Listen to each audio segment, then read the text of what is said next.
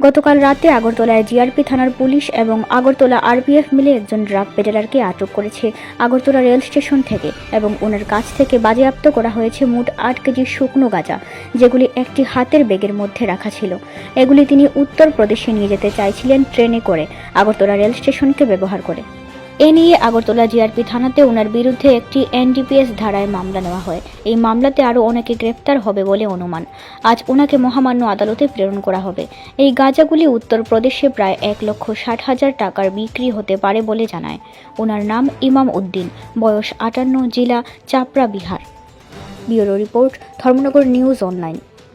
কালকে আমরা আগরতলা রেল স্টেশনে একজন ড্রাগ পেডলারকে গ্রেপ্তার করা হয়। যদিও এটা আমাদের আগরতলা জিআরপি এবং আগরতলা আরপিএফ মিলে এটা জয়েন্ট অপারেশন করা হয়েছে। তো ওনার কাছ থেকে একটি ব্যাগের মধ্যে, হাত ব্যাগের মধ্যে 8 প্যাকেট গাঁজা, যা ওজন করলে দেখা গেল 8 কেজি 100 গ্রাম।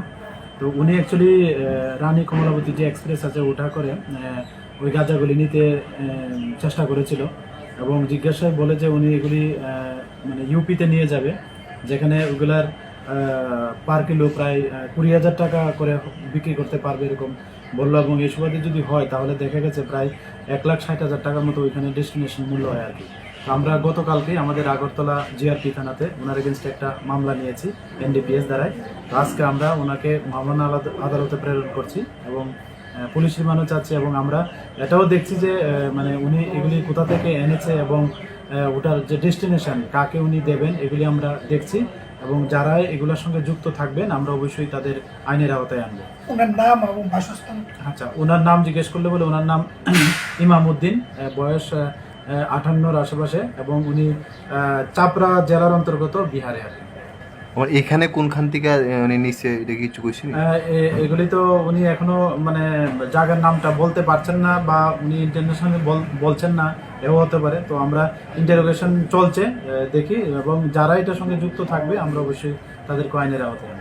প্রতিনিয়তই দেখা যাচ্ছে রেল স্টেশন থেকে গাঁজা পাচার, মানে আপনারা তার রিকভারিও করছেন, মানে কেন এত গাঁজা পাচার হচ্ছে কিছু কি আপনারা এতদিনে কিছু বুঝতে পারছেন? দেখুন, এটা আপনাদের মাধ্যমে আমরা অনেকবার বলেছি, যারাই মানে এটাকে করিডোর হিসেবে ব্যবহার করার চেষ্টা করবে আমরা অবশ্যই তাদের আইনের আওতায় আনবো। এবং আমরা এই লক্ষ্য নিয়ে আমরা আগরতলা জিআরপি, আরপিএফ এবং আমাদের বিএসএফ এবং আমাদের যে আরও সিস্টার এজেন্সি আছে আমরা সব মিলিয়ে কাজ করছি। এবং কিছুদিন আগে আমাদের যে ডগ স্কোয়াড আরপিএফের ওনারাও এসছেন। তো আমরা সবাই মিলে এই বিষয়টা দেখছি এবং যারাই এই স্টেশনকে মানে এরূপ মাদকদ্রব্য ব্যবহারের জন্য ব্যবহার করার চেষ্টা করবে আমরা অবশ্যই তাদের আইনের আওতায় আনবো। এবং আপনারা এটাও দেখছেন যে আমরা রেল স্টেশন থেকে, রেলের ভিতর থেকেও আমরা করছি। এবং যারা রেল কর্মী আছে, কিছুদিন আগে দেওঘর এক্সপ্রেস দেখেছেন, আমরা ওখান থেকে আমরা মানে যারা ড্রাগ পেডলার সঙ্গে যুক্ত ছিল আমরা অ্যারেস্ট করেছি এবং গাঁজাও বরামদ করেছি এবং এটা সবসময় চলতে থাকবে।